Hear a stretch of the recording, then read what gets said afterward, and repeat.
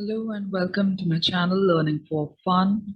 Today we are going to learn about the neoclassical approach in management.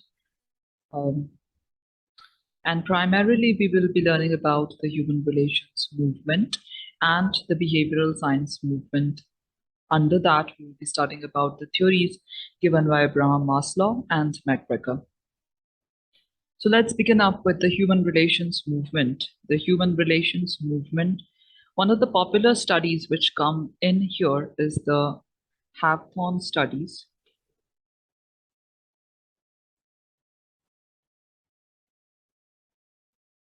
Hawthorne is basically the name of the plant into which the experiments were conducted.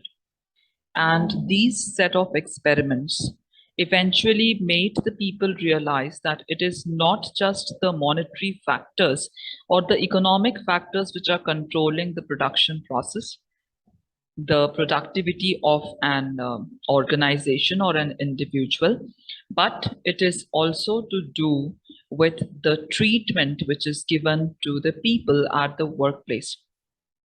So Hawthorne plant, into this particular plant, the experiments were carried on by Elton Mayo and Roethlisberger, and there were 5 major experiments which were being done under this study. And the first of it is very popular, which is about the illumination experiments. So illumination experiment was done in the plant whereby 2 groups were created. One was your control group and the other one was your experimental group. The control group was given the normal conditions of work which were then prevailing, and no special treatment was provided to it.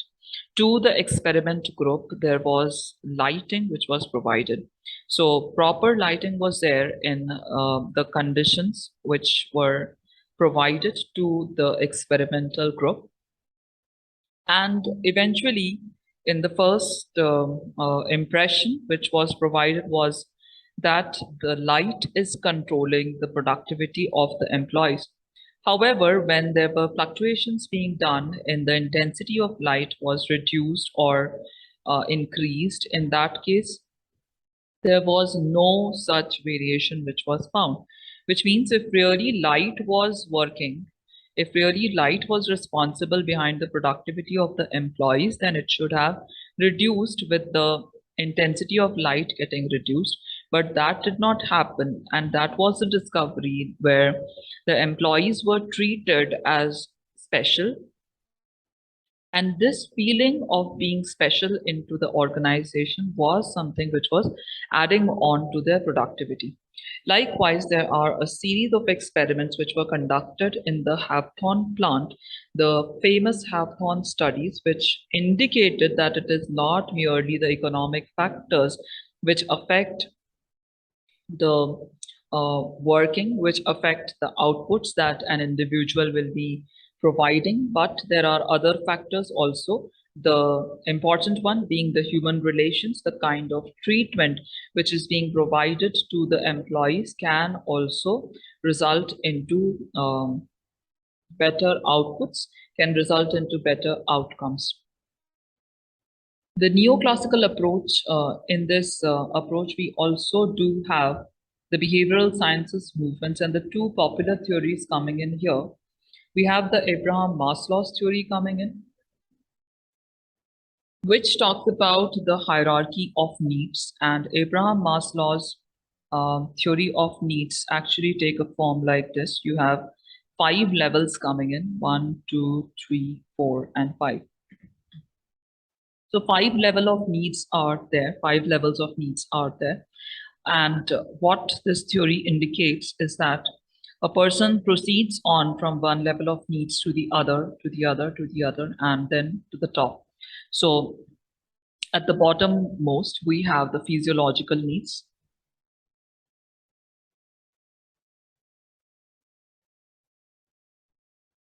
The physiological or the physical needs.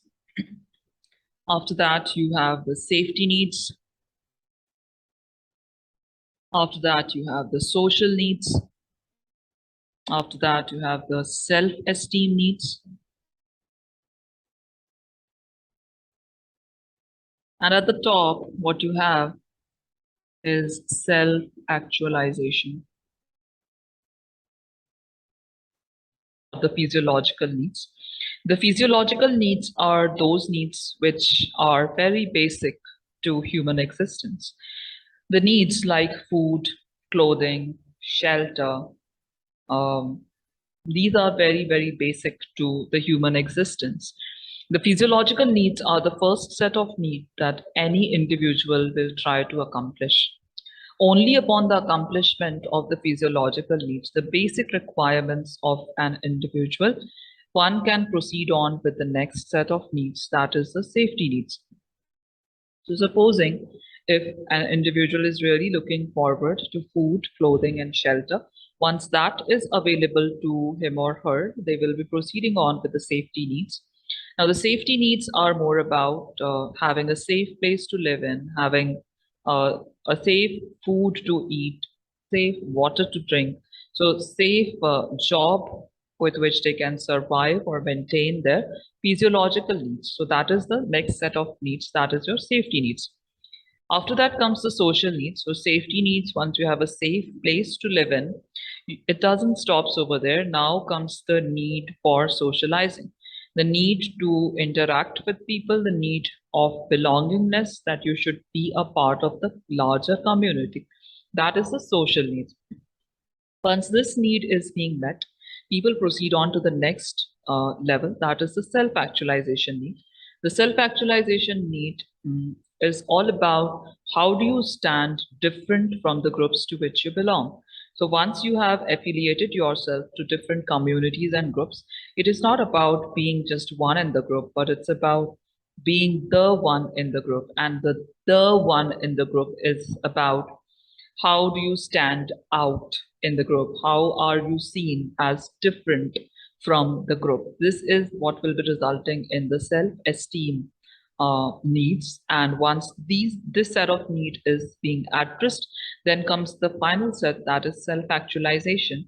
And self-actualization is about when people really reach above the materialistic world. They reach up to a level where it's about their self improvement. It's about uh, being the best version of who they can be. This is where a person has reached up the self actualization need, and very few people actually reach up to the self actualization. There is a reason why this hierarchy is being presented in the form of a triangle or as a pyramid. Somewhere in the bottommost region, you will be finding the people to be here in the physiological needs area. And then once these needs are met, people are proceeding on with the safety needs. So if we are taking a look at it in the population-wise distribution, majority of the population remains up to the very first three levels only. So they are just concerned about their basic needs, followed by the safety needs and the social needs. Very few people actually reach up to the stages of self-esteem and self-actualization. That is the reason this actually takes the form of a pyramid or a triangle, because very limited people are there achieving this need of self-actualization, and majority of them are down um, into the bottom three needs. Now, this theory talks about that one set of need gets over and then the next set of need emerges. It is also having certain criticisms associated. However, into the human resources management, if we are trying to visualize Abraham Maslow's theory, and if we are trying to position Abraham Maslow's theory, the thing is about how do you really keep your workforce motivated.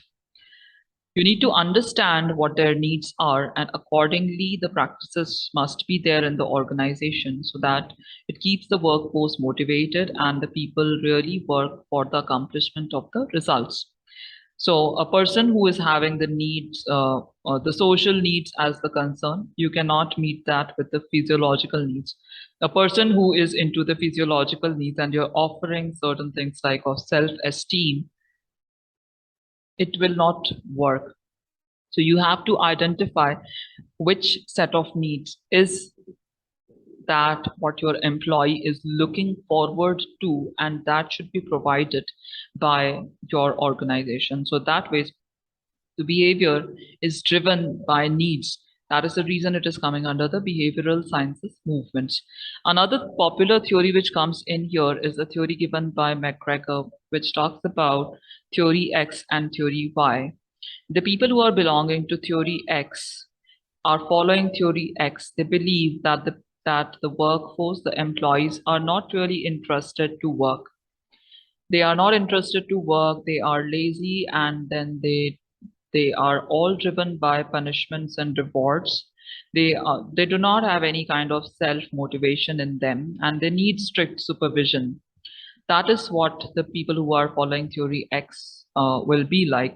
Whereas when we talk about the people who are following theory Y, they believe that the employees or the workers, anybody is going to be self-driven. They are not really inspired or motivated by the external factors that are around, the monetary factors that are around. The things like punishment and rewards are not primarily required for a person to do the work, but it is more about the self-driven forces which work. So that is what theory Y people believe in. Into behavioral sciences, if the workers or your employees are falling into the category of theory Y, and you are providing them with a manager who is following theory X, there is going to be a lot of discontent in the organization, a lot of dissatisfaction to prevail in the organization. If you are to really keep your workforce motivated, you should not be creating an atmosphere of fear, of punishments, but then of something which is driving the behavior of the people. That is what theory Y emphasizes on. And whenever there is a mismatch that is happening in the organization, it can result into adverse outcomes. And in order to stop such things, you should be able to understand what type of people are there in your organization, and are you really to follow theory X or theory Y. So with this, I believe the neoclassical approach to human resource management is something which became clear. If you like the video, hit a like button. If you want to see such videos in future, do subscribe to my channel. And if you want any particular topic to be presented in the form of recordings, you can always put that up in the comment section. You can also write to me personally for your personal confusions, or if you want me to address your queries on a personal level, you can send them to me at the email ID which is given in the description below. Thank you for watching. Have a great time ahead.